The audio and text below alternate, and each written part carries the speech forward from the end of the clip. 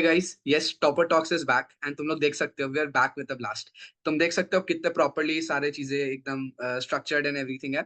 अब तुम्हें लगातार बहुत सारे वीडियोस मिलने वाले हैं। एंड अगर हम चीजों को रीस्टार्ट कर ही रहे हैं इतने मस्त तरीके से, तो why not start with the best, right? So we have Apratim here who scored a stellar 799.64, अगर कोई इतने स्पेसिफिक्स में जाना चाहता है। बट कहने की बात यह है कि डायरेक्ट 800 में 800 आए थे, इससे ज्यादा किसी का आई नहीं अगर तुम 800 कंसिडर करते हो overall score.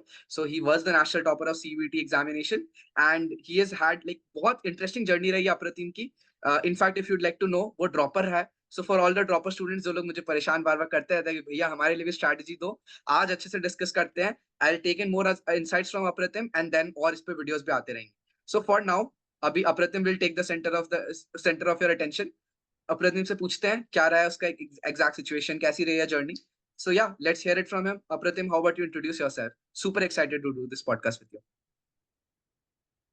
First of all, I really thank you, Via, for this giving me this opportunity to guide my upcoming aspirants. So, first of all, मेरी journey काफी interesting रही है, quite different from what the जनता की normal journey रहती है. Because yes. first of all, I've been a professional cricketer for more than 9 years.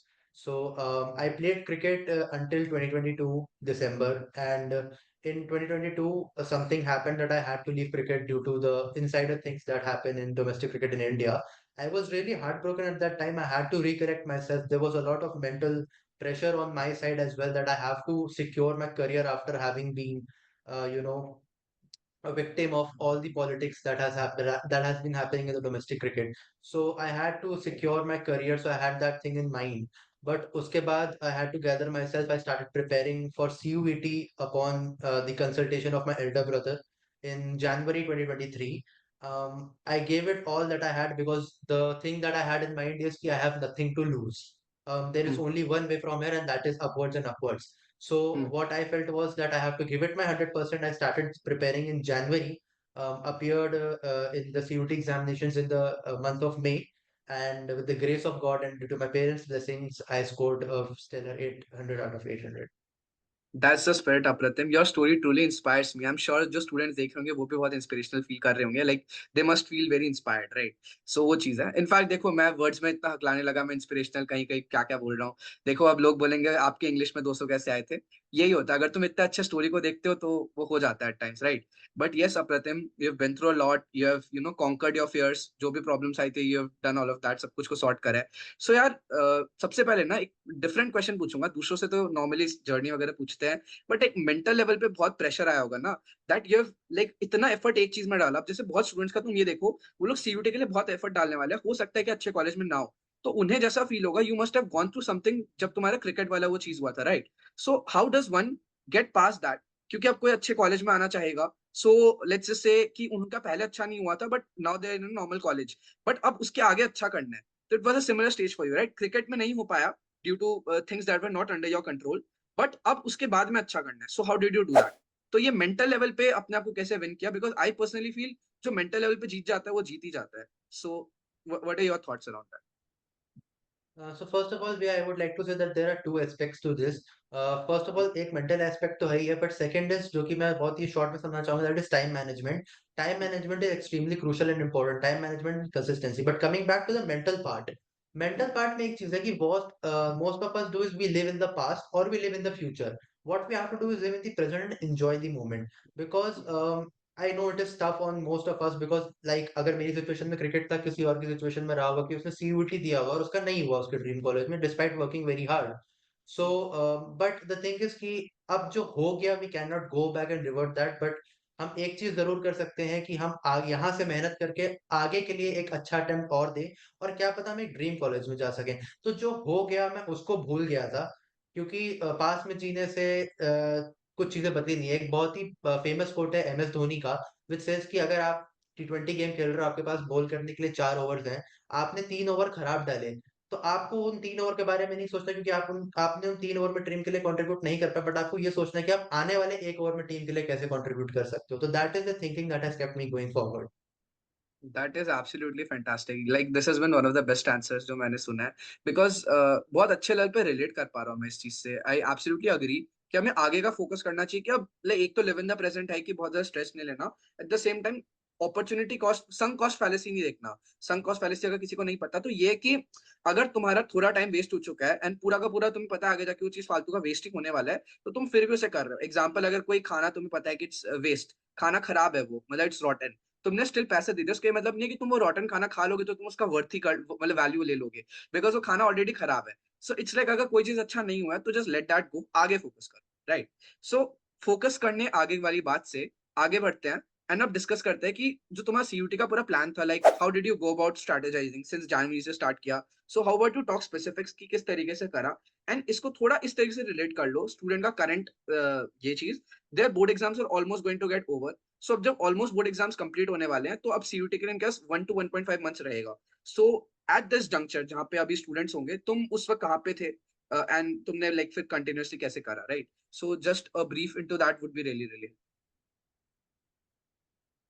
So first of all, मैं जनवरी में preparation start करी थी, तो I had a vision that I have to complete the domains का syllabus as soon as I can. I get to a plan of revision for 3 months का। मैंने एक revision plan बनाया था जिसमें business studies, accountancy and economics के सारे chapters को एक क्विक रिवीजन मुझे देना था within the span of 3 months, that is January, February and March. March के बाद all I did was mocks and questions as much as I could, and I would recommend all my dropper brothers and sisters कि आप भी जितने ज्यादा practice करोगे, जितने ज्यादा क्वेश्चंस करोगे पेपर पैटर्न के हिसाब से, and that would be really helpful, क्योंकि पीवाईक्यूज और मॉक टेस्ट बहुत ज्यादा हेल्पफुल रहते हैं। बट दोस्त जिनके बोर्ड्स हैं, they have an upper edge as well, क्योंकि उन्होंने अभी अभी अपने बोर्ड एग्जाम्स दिए, तो they are fresh with the domain syllabus. And if we think about domains का syllabus is very relevant and correlative with compared to the CUET syllabus. So what they have to do in this 1 to 1.5 months, I personally feel is they should go through the untouched or the uncovered topics, or some topics जो कि CUET में extra आते हैं, additional आते हैं, हम्म। so they should cover that first of all. And secondly, English क्योंकि एक नई चीज है, और जो लोग जनरल टेस्ट दे रहे हैं उसके लिए 1.5 hours for English, 1.5 hours for GT are more than enough. I gave a bang on 6 hour study plan था मेरा daily, and I consistently followed it. 1.5 hours for English and 1.5 for GT and rest for domain. So even if they follow it consistently for a period of 40 to 45 days from now, then 800 out of 800 is not a dream, it is achievable. That's the spirit यार। अब तो मैं 100% sure हूँ कि इससे लोगों को एक रियलिस्टिक इंसाइट मिल रहा है कि किस तरीके से किया जा सकता है। So that's really great. बाकी यार, in terms of being a dropper, right, so did you have any myths, like जो तुम्हें लगता है कि बहुत सारे लोगों को लगता है कि ड्रॉपर होने के कारण ये चीजें होती है, बट वैसा नहीं है। एक तो कॉलेज में आने के बाद हो सकता है बहुत लोगों को लगता है कि ड्रॉपर को जज किया जाएगा, बट आई फील ऐसा नहीं होता है। तुम बता सकते हो रियलिटी। एंड देन प्रिपरेशन के टाइम पे लोगों को लग सकता है कि ड्रॉपर होना डिसएडवांटेज है। व्हाट आर योर थॉट्स, थोड़ा मतलब ड्रॉपर के एंड पे भी तुम्हें क्या लगता है, जो कि लेट्स से अगर 1 साल पहले हम लोग तुम देख रहे होते video, what would you have wanted कि ये जो बंदा देख रहा हूं मैं, वो बता दे मेरे को ताकि मैं अच्छा कर लूं। तो द फर्स्ट थिंग भी है कि ड्रॉपर्स के साथ सबसे बड़ी प्रॉब्लम ये होती है कि उनको अपने आप में सेल्फ कॉन्फिडेंस की एक बहुत कमी हो जाती है, स्पेशली जिन्होंने लास्ट ईयर एग्जाम दिया है। तो हम्म। उनको एक सेल्फ कॉन्फिडेंस की कमी हो जाती है कि मेरा लास्ट ईयर नहीं हो पाया तो क्या इस बार हो पाएगा नहीं। एक एडिशनल प्रेशर होता है मेंटली ऑब्वियसली, हम्म। जिसका मैंने आंसर दिया कि आपको फ्यूचर या पास्ट में नहीं जीना, आपको प्रेजेंट में जीना है। हम्म। सेकेंडली, कहीं ना कहीं एक जैसे आपने बोला जज करने की बात है, तो मैं कॉलेज में आ चुका हूँ, कोई हम्म। जज नहीं करता। इनफैक्ट अगर आप अच्छा स्कोर करके जाते हो, एक हम्म। अच्छी रेपो बनती है आपकी, एक अच्छी इमेज बनती है, जिससे आपको बहुत ज्यादा रिस्पेक्ट भी मिलती है। और हम्म। कहीं ना कहीं ड्रॉपर्स को सब ये बोलते हैं कि आपके पास एक्स्ट्रा एज है, extra time as compare to जो बोर्ड एग्जाम्स दे रहे हैं, तो आप इस टाइम को यूटिलाइज करो। But the most frustrating part as a dropper is कि कोई ये नहीं बताता कि उस टाइम को कैसे यूटिलाइज करना है। तो उस टाइम को हम्म। कैसे यूटिलाइज करना है, वो ये है कि आप अपर एज पे हो तो आप सिलेबस जल्दी खत्म करके आप जल्दी मॉक्स बना सकते हो। क्योंकि हम्म। कॉम्पिटेटिव एग्जाम में what I needed was practice and consistency. तो मैं जितनी ज्यादा प्रैक्टिस कर पाया था मेरे लिए उतना अच्छा था। तो मैं ड्रॉपर्स को यही रिकमेंड करूंगा कि अगर आपको कोई बोल रहा है कि टाइम यूटिलाइज करो, तो दे मीन कि आप ज्यादा प्रैक्टिस करो, ज्यादा मॉक पेपर्स लगाओ और ज्यादा क्वेश्चंस की प्रैक्टिस करो। एंड वन मोर थिंग जो कि मुझे लगता है कि ड्रॉपर्स फेस करते हैं, दैट उनको कहीं ना कहीं सोसाइटल प्रेशर भी होता है कि आप हम्म। लास्ट ईयर नहीं कर पाए थे। आपको कुछ को लोगों के रिलेटिव्स के साइड पे प्रेशर प्रेशर होता है। But only one thing is you need to just close your ears and focus on your own self. Hmm. आपको अपने आप पे फोकस करना है, and you have to make your parents proud, and आपका end goal आपको achieve हो जाएगा अगर आप प्रोसेस पे फोकस करोगे and not on the result. 100% यार। ये तो सबसे ज्यादा इंपॉर्टेंट चीज थी कि लोग बताते नहीं है टाइम को यूटिलाइज कैसे करना है, तुमने बता दिया। एंड ये ज्यादा सही बात है, पता है तुम जितना टाइम मॉक्स एंड रिवीजन के लिए डालोगे उतना ज्यादा तुम बेटर बन पाओगे। इसलिए हम लोग भी एक मशीन जैसे, जितनी बार हम गलतियां करते हैं सीखते हैं, गलतियां करते हैं सीखते हैं, उतने बेटर हम होते जाते हैं। तो जितना जल्दी तुम उस प्रोसेस को एक्टिवेट करोगे उतना तुम्हारे लिए बेटर है। बाकी यार very true about the societal aspect यार। आई जेन्युइनली फील ये जो इतना बर्डन डालते हैं ना, इट्स वेरी रॉन्ग।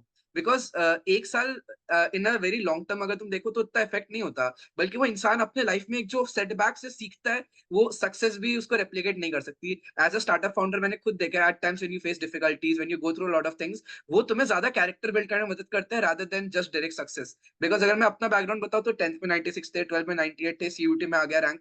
तो तब तक तो it was a linear progression. But जब अभी आगे कॉलेज में I am going through different things, तब एक्चुअल मैं बोलूंगा मेरा कैरेक्टर डेवलप हो रहा है। सो ट्रूली अग्रीड प्रतिम। इनफैक्ट मैं ये बोलूंगा कि अगर अगर तुम नॉर्मल स्टूडेंट हो, अगर तुम ड्रॉपर नहीं हो, तो ये जरूर ध्यान रखना कि अब तुम लोग ही ये कल्चर डेवलप करने वाले हो। सो जब तुम लोग अपना कोई टीयर 1 कॉलेज पहुंचो, हमें देख के हमसे मिलना जरूर। प्रतिम भी रहेगा, पार्टी करेंगे सब, है ना? तो मिलेंगे जरूर। तो हमेशा किसी ड्रॉपर को जज नहीं करना, बट रादर अप्रिशिएट करना that they have been through a lot and उन्होंने एक्चुअली ये अच्छा करा है, right? So yeah, thank you so much Apratim. Yes, I think you बात must have something to add. Please बताओ। या एंड एक बात और रहती है भैया कि एज अ ड्रॉपर, क्योंकि आप थोड़ा पहले एडिशनल प्रिपरेशन स्टार्ट कर देते हो, so preparing for one competitive exam for an X number of months, एक hmm. Certain point of time पे आने के बाद आप कहीं ना कहीं सैचुरेट हो जाते हैं and you can not proceed further. So what I feel है कि अपने आप को ब्रेक्स देना, अपने आप को वेकेशंस पे लेके जाना, या फिर कोई भी रिक्रिएशनल एक्टिविटी करना जो आपको पसंद है। इंजॉइंग द प्रोसेस से मेरा मतलब है कि आप वो भी हम्म। करो जो आपको पसंद है। इट्स नॉट जस्ट कि आप 6 घंटे बैंग ऑन पढ़ाई कर रहे हो and then you don't have hmm. Anything else to do. क्योंकि हम्म। मैं एज अ स्पोर्ट्स पर्सन, मैं जिम भी जाता हूँ, मैं क्रिकेट भी हम्म। ग्राउंड पे भी टाइम स्पेंड करता था।